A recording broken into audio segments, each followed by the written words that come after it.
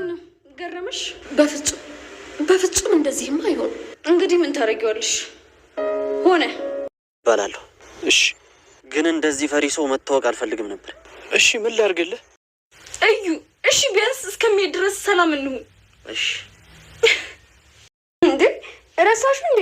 እርቦኛል ብለሽ ነበር እኮ። ኧረ አራበኝም፣ የራበኝ መስሎኝ። አረቢ ጥሩ ነበር። እና እንዴት ነው አጎቴ? እዩ ከእስር ቤት አምልጧል። አይሆን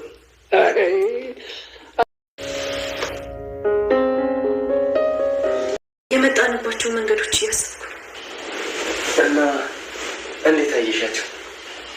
በጣም ያስጠላሉ። ርብቃ የምርሽ ነው? አዎ ቤል፣ እኔ እናንተ አብረን ከሆንን ጀምሮ ለአንድ ሳምንት ብቻ ነው ሰላም ይሆን ነው። አስታወስከው? ከከተማ የወጣንባት አንድ ሳምንት። ለነገሩ እሱም ስንመለስ ማሚቴ ምን ትለን ይሆን እያልን ስንጨነቅ ነበር። ርብቃ ለምንድን ነው ቆይ እንደዚህ የምትሆኝ? ደክሞኛል። ርብቃ ለአቤል የእንለያይ ጥያቄ አቀረበችለት።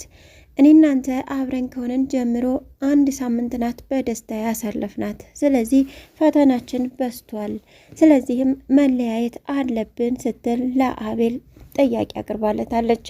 አቤል ግን ምላሹ እጅግ ከባድ ነበረ። እዩ ከእስር ቤት ወጥቶ ሁኔታዎችን እያመቻቸ ይገኛል።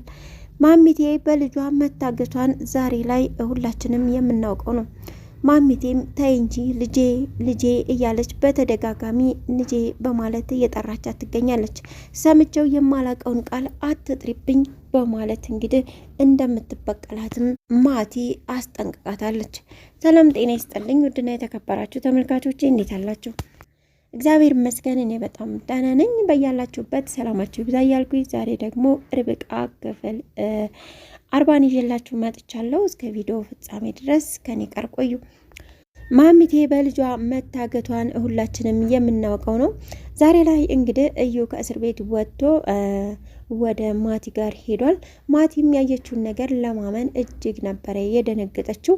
እዩ እንግዲህ በማጭበርበር ወንጀል 30 ዓመት እንዲሁም ደግሞ ልጅ በመግደል ማለትም የእነ ርብቃን ልጅ ማስወረዱ ይታወቃል። መድኃኒት በመስጠት ማለት ነው። 30 ዓመት ተፈርዶበት ነበረ። ነገር ግን በ15 ቀን እንዴት ወጣ የሚለው ነገር እያነጋገረ ይገኛል። እኔ እኮ እዩ ነኝ እያለም እዩ እየፎከረ ይገኛል። እኔ የማስበውን ነገር አድርገህ እንዳይሆን በማለት ማቲም ትጠይቀዋለች። ምን አሰብሽ በማለት ጠይቋት ነበር። ብቻ አምልጬ ነው እንዳትለይ ስትለው አው በማለት ነበር እንግዲህ የመለሰላት። ከስቷል፣ ጠቁሯል። እንደገና ደግሞ በቃ በማክስ ነው እየተሸፋፈነ እየሄደ የሚገኘው። እነሱም በሚያወሩበት ሰዓት እንግዲህ የማቲ ስልክ ደጋግሞ እየጮኸ ነበረ። አንሹ አታንሹ በመባባል እንግዲህ ጊዜ ቢፈጁም ነገር ግን በስተመጨረሻ አንስታ እኔ ከደወልኩ ስልክ ካላነሳሁኝ አልተመቸኝም ማለት ነው አላልኩም በማለት ነበረ ተቆጥታ እየዘጋችበት።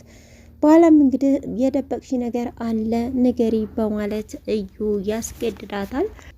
ማሚቴን አግቻታለሁ በማለት እንግዲህ ትነግረዋለች። ጎበዝ በማለት ነበር ያጨበጨበላት። ምክንያቱም ቢያንስ ከነሱ ቤት አንድ ሰው ይዟል።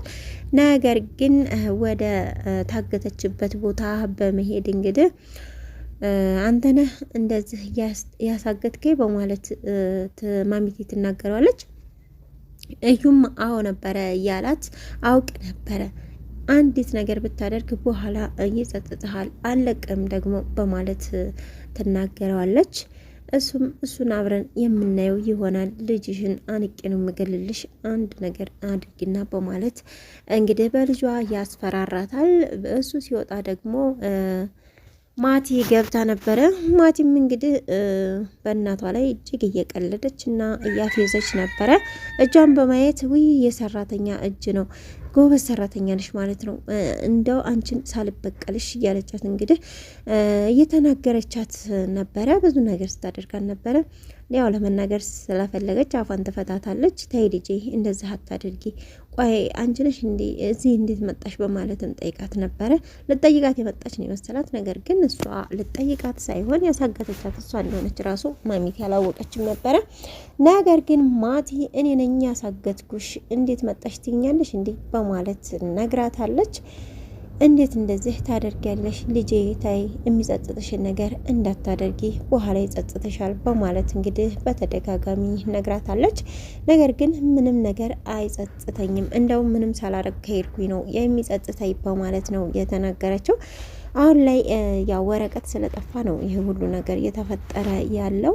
የርብቃ ፍቅር እንግዲህ እውነተኛ ፍቅር ይፈተናል። በለፍታ ጥራ ዛሬ ላይ አቤልን የግሏ ስታደርግ፣ ነገር ግን በሰላም መኖር አልቻለችም። እዩና ርብቃም እንግዲህ በሰሙ ጊዜ ማለትም ከፖሊስ ጣቢያ ተደውሎ እንዳመለጠና ጥንቃቄ እንዲያደርጉ ይነገራቸዋል። እጅግ በጣም ነበረ እየተናደዱት። እንዴት ሊያመልጥ ይችላል በማለት ማለት ነው። እዩ ኃይለኛ ሰው ነው፣ ስለዚህ መጠንቀቅ አለብን በማለት እንግዲህ እጅግ በጣም ይበሳጫል። እንደውም ካገኘሁት እገለዋለሁ በማለት አቤልም ተናዶ ነበር።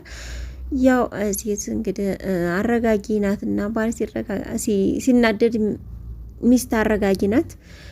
እንደዛማ ማድረግ የለብን፣ በቃ ሁሉም ነገር ሆኗል። ስለዚህ ለፈጣሪና ለሕግ ነው አሳልፈን የምንሰጠው እንጂ ምንም ነገር እንዳትወንስን በማለት ርብቃም ባሏን እየመከረች ነበረ። አቤል ግን ልጄን እኮ ነው ያሳጣኝ፣ ልጄን አልለቀውም እያለ እየዛተ ነው የሚገኘው። ሪችም ወደዛው መታ ነበረ። ይህንን ነገር ስትሰማ እጅግ በጣም ነበረ የተናደደችው። እናም ያው መጠንቀቅ እንዳለባቸው ሁሉም ሰምተዋል፣ አውቀዋል። የርብቃም አጎት መለቀቁን ሲሰማ በቃ እንዴት ሊያመልጥ ይችላል?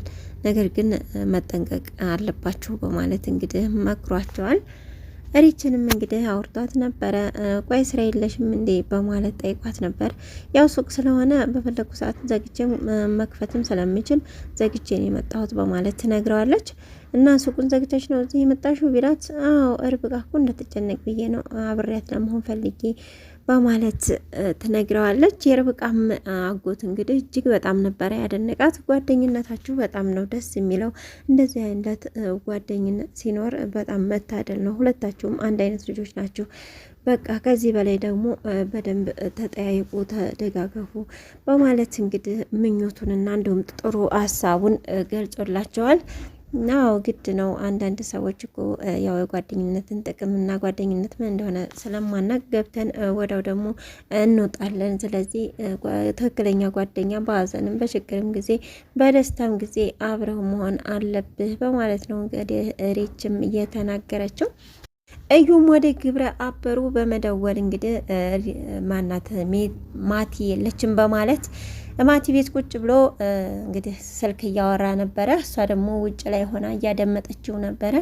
ፎቶዋና ማቲ አንድ አይነት አይደሉም፣ ታቶ ብቻ ነው አንድ አይነት የሆነው። ስለዚህ ልጇ ልትሆን አትችልም፣ ልጇ ሌላ ናት። ያችን ደግሞ ጉድጓድ ምሽም ቢሆን ፈልጌ አገኛታለሁ እያለ ይገኛል ኢዩኤል።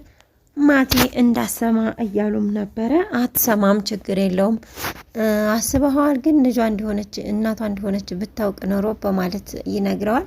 እናቷ እንደሆነች ካወቀች አንደኛ ጸጸቱን ማችለው፣ ሁለተኛ ደግሞ ማቲ ከዛ ሄዳ ከመጣች በኋላ ግን የሆነ ስሜት ተሰምቶኛል የሚልም እንትን ነግራው ነበር ለእዩ። ምን ብትለውም ያው ልጄ እየደጋገመች ልጄ ስትል በጣም ነበር በቃ ይሄን ቃል ሰምቼው ስለማላቅ ሆዴ ትንሽ ተረብሿል በማለት ተናግረዋለች። ደግሞም ልጇ ናት እርግጠኛ። በኋላ ግን ምናልባትም እናቷን ለሱ አሳልፋ ተሰጠች በኋላ እዩ እናትሽን የሆነ ነገር እንዳላደርግብሽ ምናልባት ሀብቱን አዙሪ ሊላትም ይችላል፣ አይታወቅም። ነገር ግን ይህን ሁሉ ነገር ሲያወራ በውጭ ስለሰማችው ገብታ ጠይቃው ነበረ። ማን ነው እናቴ እንደሆነች የጠረጠርከው በማለት ጠይቃው ነበረ። እሱም ያው መደበቅ አልቻለም፣ ማሚቴን በማለት ነበረ የነገራት። ግን አይደለችም፣ ፎቶዋና እንጂ አትመሳሰሉም፣ ታቷቸው ብቻ ነው የሚመሳሰለው በማለት ነው የነገራት። ርብቃ አሁን ላይ እንግዲህ ሁሉም ነገር መሯታል፣ ደስታ አታለች። ፍቅራቸውን ማጣጣም አልቻሉም። ታውቃለህ አቤል፣ እኔ እናንተ አብረን ከሆነ ጀምሮ ያሳለፍነው አንድ ሳምንት ከከተማ ወጥተን ያሳለፍነው ብቻ ነው። ለዛውም ያን ጊዜ ራሱ ማሚቴ ምን ትለን ይሆን እያልን እያሰብን ነበረ በማለት ነው የነገረችው። እናም በቃ መለያየት አለብን የሚል ሀሳብን እንግዲህ ርብቃ አምጥታለች። አቤል ግን በጭራሽ ይህን ነገር ከአፍሽ እንዳይወጣ በማለት ነው አፏን የያዘው። እንግዲህ ርብቃ በውሳኔዋ ትጸና ይሆን ወይንስ ደግሞ በዚሁ በፈተናው ጸንታ ተቆይ ይሆን? አብረን የምናየው ነው የሚሆነው። እውነተኛ ፍቅር ያው ፈተና ይበዛበታል። እነሱም አሁን ፈተና በዝቶባቸዋል። ነገር ግን አንድ ቀን ደግሞ ከፈተና በኋላ ደስታ እንደሚኖር መርሳት የለባትም እና ርብቃ በቀጣይ በቃ ትቸዋለሁ እንደምትል አንጠራጠርም። እስካሁን አብራችሁ ስለቆያችሁ እጅግ በጣም አመሰግናለሁኝ። ሰብስክራይብ፣ ላይክ፣ ሼር በማድረግ አበረታቱኝ። በያላችሁበት መልካም ጊዜ። ሰላም ለሀገራችን፣ ሰላም ለሕዝባችን።